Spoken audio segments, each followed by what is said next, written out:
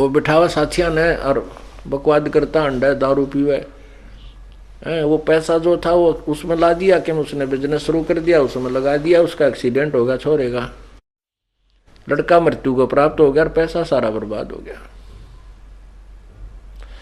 अब हम नो बिरानी आग जलते हैं, जो बच्चों के संस्कार हैं वो उनको मिलेंगे, उनसे ना आप कम कर सकते ना ज्यादा कर सकते। हम इसीलिए चिचड़ हो रहे हैं इन बच्चों के लिए, इसलिए दुखी हुए रहते हैं कि कहीं न्यू ना हो जाए, ऐसा ना हो जाए, क्योंकि हमें ज्ञान नहीं। जैसे राजा जनक थे और सीता उनकी पुत्री थी, उनका ब्याह कर दिया। राजा जनक को पता था कि उनको वनवास मिल गया और वो जंगल में भटक रहे हैं, 14 वर्ष भटकेंगे, तो वो कर सकता था मदद अपनी बेटी की। राजा था, बहुत ही अच्छा राजा था, बहुत अच्छा धनवान राजा था। तो वहाँ जंगल वहाँ भी थे, अपना बेटी को और दामाद को वहाँ जंगल में बैठा देता कि ले भाई तुम अपने वन में रहो और खाना पीना यहाँ से जाएगा, खूब सुविधा दे सकता था। लेकिन नहीं,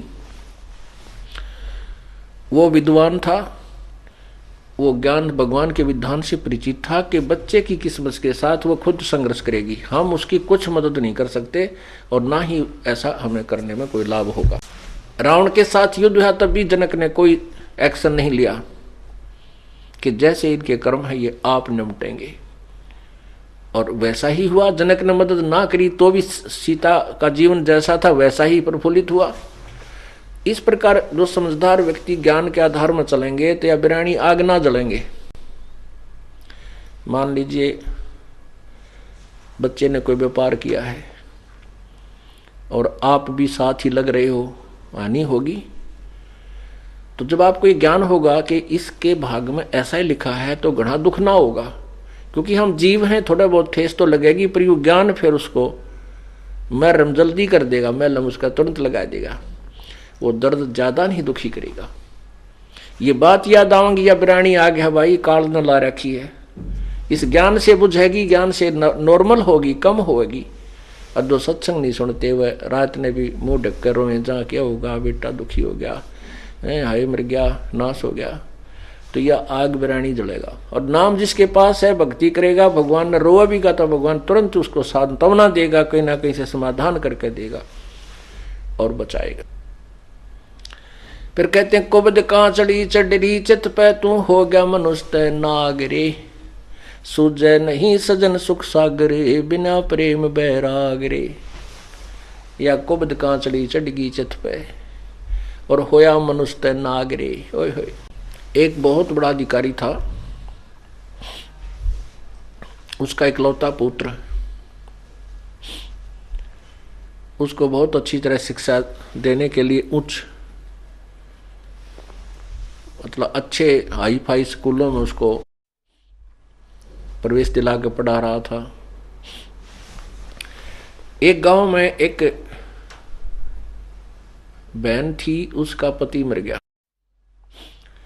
और उसके 15-16 एकड़ जमीन थी और वो हकीकियों की लड़ाई संघर्ष में मार दिया किसी ऐसे झगड़े पे। तो उसको ये चिंता हो गई थी कहीं तेरे बेटे ने भी ना मार दे, इकलौता पुत्र था उसका भी माई का। वो अपने बेटे को लेकर के अपने पीर में रहने लगी, अगर इसको वहां पाल लूंगी, और वो जमीन दे दी ठेके पे और वहां से अपना सामान ले जाओ गुजारा कर रही थी।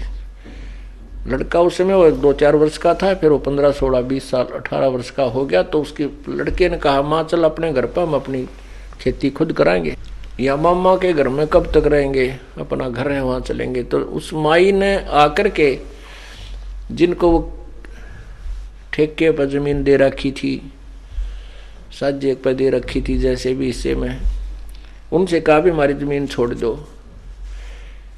उन्होंने जमीन त्यागने छोड़ने से मना कर दिया कि हम जमीन ना छोड़ना है। उसने फिर पुलिस में रिपोर्ट की। अब 15-16 एकड़ जमीन थी, नहर के साथ बहुत अच्छी उपजाऊ जमीन थी। वो बात उस बड़े अधिकारी तक पहुंच गई। उसने देखा, पता कराया, भाई देखो ये जमीन उनके कैसे है, कब्जे में क्यों है, कैसे है, जैसे भी। तो उनको पता चला पटवारी से कि ऐसा कोई नहीं है, विशेष कोई कब्जे वाली बात इनकी है नहीं और ये सेट हो सकता है। तो उसने उमाई को टाइम दे दिया कि तू 5-7 दिन के बाद आना, हम इसकी इंक्वायरी करते हैं, तेरी जमीन दिलवा देंगे। जब दोबारा वो माई गई तो उसका लालच आ गया बड़े अधिकारी का, 16 किले जमीन तू को ना खरीद ले, सस्ती मिल कती। उन जो जमीन बोया करते थे उन मुजारों को तो उसने धमका दिया। वो तो कहने लगे जी जो तुम कहोगे हम ऐसे कर देंगे, हमने छोड़ देंगे हम इसकी जमीन को। उधर से उस माई को कह दिया कि वो नहीं छूट सकती तेरी जमीन नहीं छूट सकती, उनके कब्जा हो गया है, उनका तो नाम गवाही चल रही है, ऐसे उगाही चल रही है, ऐसे ऐसे बता दिया।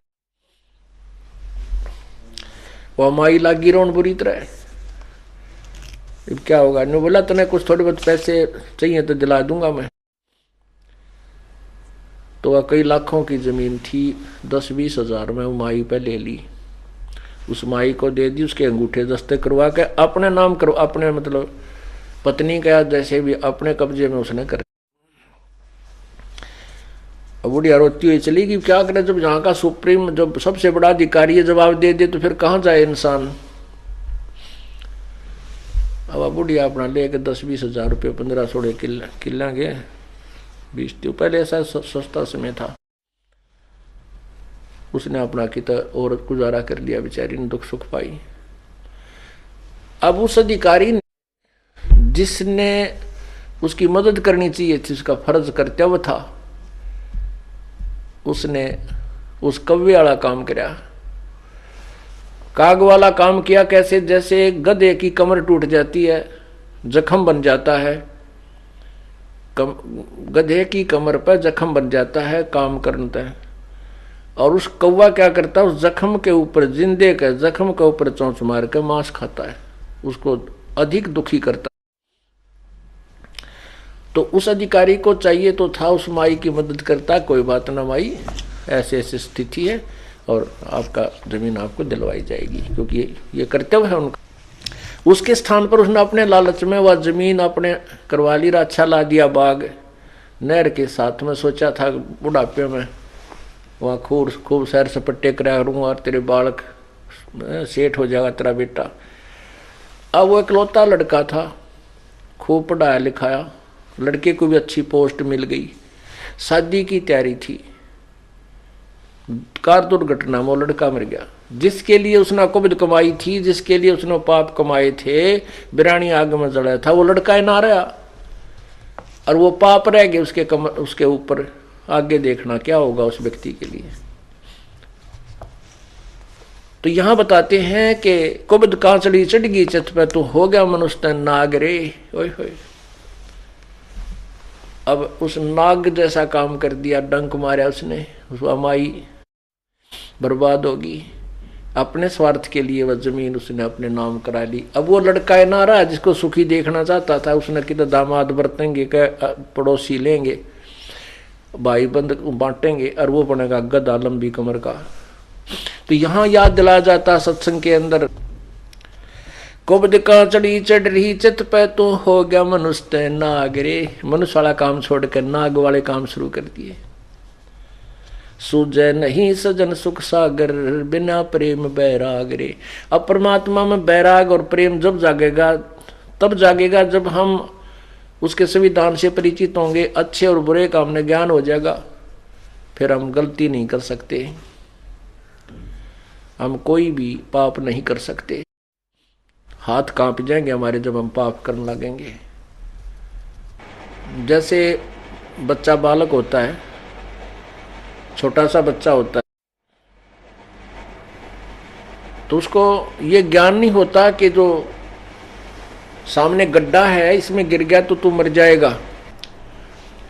उस छोटे से बच्चे को नहीं पता होता कि सामने ये सांप है, ये तुझे डस लेगा, तू मर जाएगा। उस छोटे से बच्चे को पता नहीं होता कि सामने एक बिजली का तार नीचे गिरा हुआ है और स्पार्किंग कर रहा है, टूटा हुआ आपस में थोड़ा जोड़ उसके अंदर है, और उसमें आतिशबाजी सी हो रही है।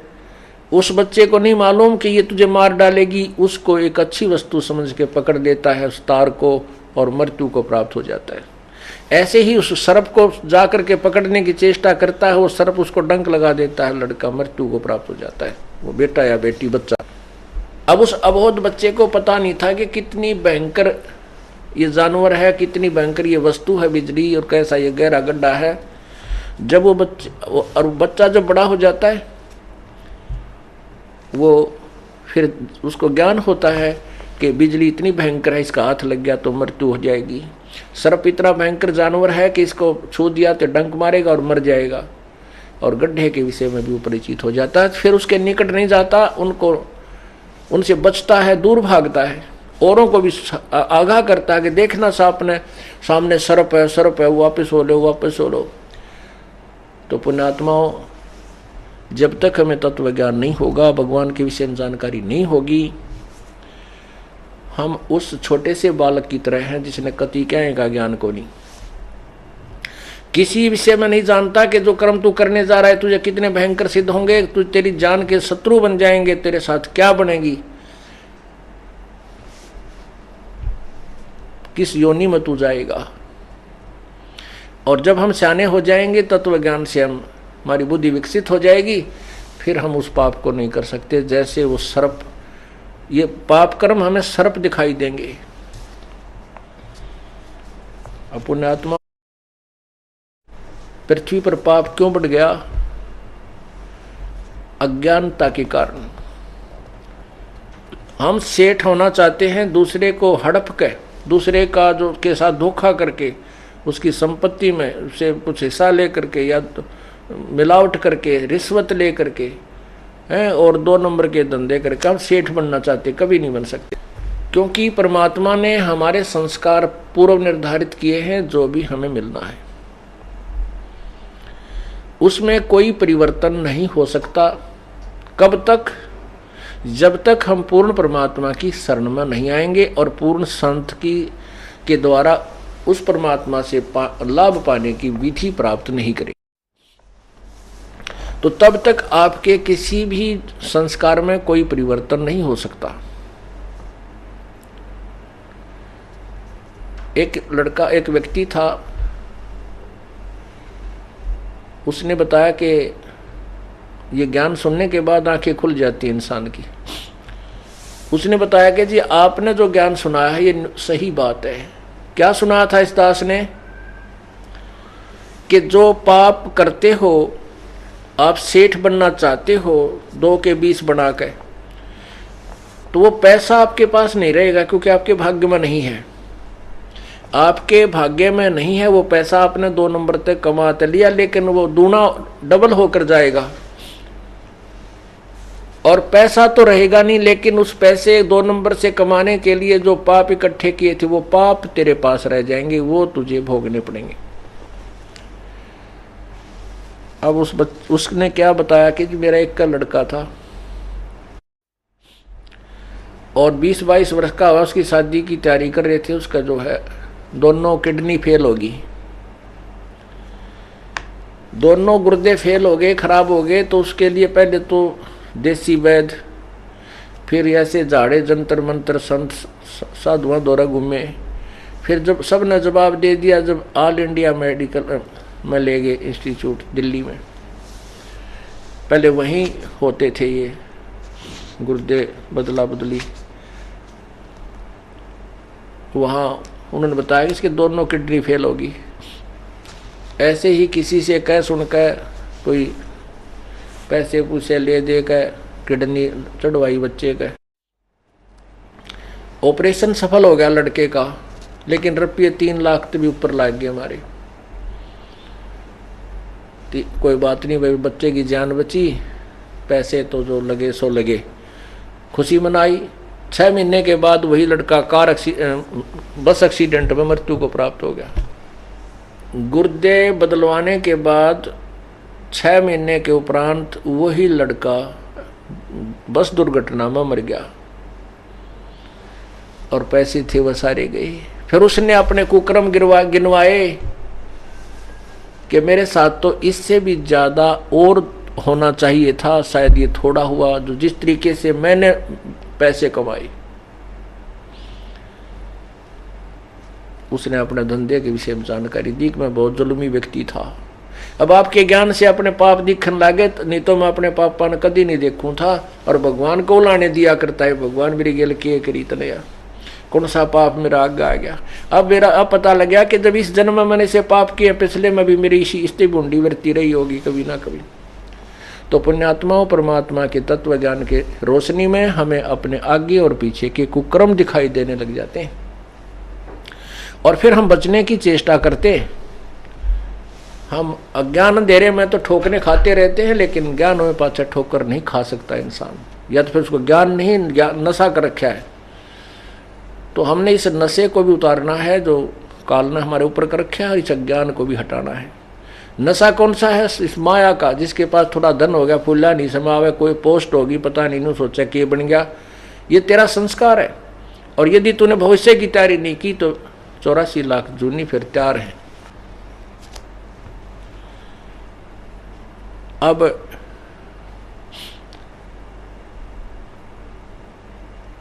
कुबद कांचड़ी चढ़ घी चित पे तू होया मनुष्य नागरे। अब सोजे नहीं सजन सुख सागर बिना प्रेम बैरागरे। अब वो व्यक्ति कह रहा था कि लड़का तो जाए लिया था, वो तो मर गया था, चलो मारा, और बाद उसके बाद जो रोना पीटना था वो भी हो लिया था, आँखें के आंसू भी समाप्त हो लिए थे रो रो कहने। अब जीवन कति निरस दिखाई देता, जैसे हम उसे अंधकार में घूम रहे हों। अब आपका ज्ञान सुनकर, परमात्मा की महिमा से परिचित होने के बाद, अपने मनुष्य जीवन के शेष जो समय है उसकी उमंग होगी कि वो नाश तो होना ही था, और मेरे कर्म इससे भी बुरे थे, लेकिन अब उन पाप कर्मों को धोने का, साफ करने का, उनको समाप्त करने का तरीका मिल गया। और अब उमंग है जीने की, आशा है मालिक और जीवन दे तो भक्ति के लिए दे, तेरी भक्ति करता रहूं, नहीं तो इस जीवन का कोई चारम नहीं रहा था। पुण्यात्माओं, ये तो जो अब हम मान ले बालक हो आप, अब आपको जीवन का के उद्देश्य का पता लग गया। जीने की इच्छा जो है वो इसलिए बनी रहेगी कि आपकी भक्ति करने अधूरी ना रह जा। अब आपको एक न्यारी उमंग बनेगी जीने की, नहीं तो ये डरे ढोरे थे पशु जैसे, धंधे करे पड़ के सोगे, तड़के करे, दिन में धंधे करे, रात में पड़ के सोगे। किसी के पास 2 पैसे हैं तो कितना बकवाद नाम ला गए, कितना होटला में जाकर बकवाद करे, घूटी छूटी लावे हैं, और कितना राजनीति में फंसे बैठे रहेंगे। यानी मूल उद्देश्य को भूल करके अपना जीवन व्यर्थ कर जाते हैं। इसलिए बताते हैं कि सूझे नहीं सजन सुख सागर बिना प्रेम बैराग्रे। परमात्मा का ज्ञान हो गया, मनुष्य जीवन किस लिए हमें मिला था ये पता लग गया, और वो उद्देश्य पूरा हो गया, क्योंकि मनुष्य जीवन में सत भक्ति करनी चाहिए। अगर भक्ति करे तो सत्य करे, सत्य का मीन है शास्त्र अनुकूल करे। पवित्र गीता जी अध्याय नंबर 16 के श्लोक नंबर 23 में कहा है कि शास्त्र विधि को त्याग कर जो मनमाना आचरण करते हैं, अर्थात अपने मनमानी पूजाएं करते हैं जो शास्त्र अनुकूल नहीं है, उनको ना तो कोई कार्य सिद्ध होता है उनका, ना कोई सिद्धि होती है, ना सुख होता है, ना उनकी गति होती है। और इन 3 वस्तुओं के लिए हम भक्ति करते हैं। फिर हमें मनुष्य जीवन का जो ज्ञान हो गया कि ये किस लिए हमें मिला था, परमात्मा की भक्ति करनी है और शास्त्र अनुकूल करनी है। और शास्त्र अनुकूल भक्ति करते हुए जो तुम्हें आनंद आएगा, जो खुशी होगी, फिर जब ये संसार छोड़कर हम जाएंगे तो हमें आगे जा करके पछताना नहीं पड़ेगा। ठीक है, परमात्मा ने जितना जीवन दिया है, और जब ये शरीर छूटेगा तो हमें पश्चाताप नहीं बनेगा, हमने ना ये मन में नहीं आएगी ईब के बनेगी, ये मन में कति नहीं आओगी कि अब क्या बनेगा आगे, नहीं। अब हमने जैसा हमारी सामर्थ्य थी, जितनी हमारी मेहनत हमने किया, जैसा भी भक्ति की, वो आगे हमें प्यार मिलेगा। अब हम खाली नहीं जा रहे। जैसे बच्चे सब एग्जाम में बैठते हैं, जिन्होंने शिक्षा ग्रहण कर रखी है, खूब पढ़ाई कर रखी है, अभ्यास कर रखा है अपने पूरे वर्ष में, तो वो घबरा कर नहीं जाते, उसमें थोड़ी सी घबराहट होती है, ज़्यादा नहीं। और जो किसी ने किताबें ठा के ना देखी, कभी पढ़े ही नहीं, तो फिर वो जाते हैं, उनको पता होता है कि ये बूंदी बनेगी, के लिख का आऊँगा कुछ याद है को नहीं।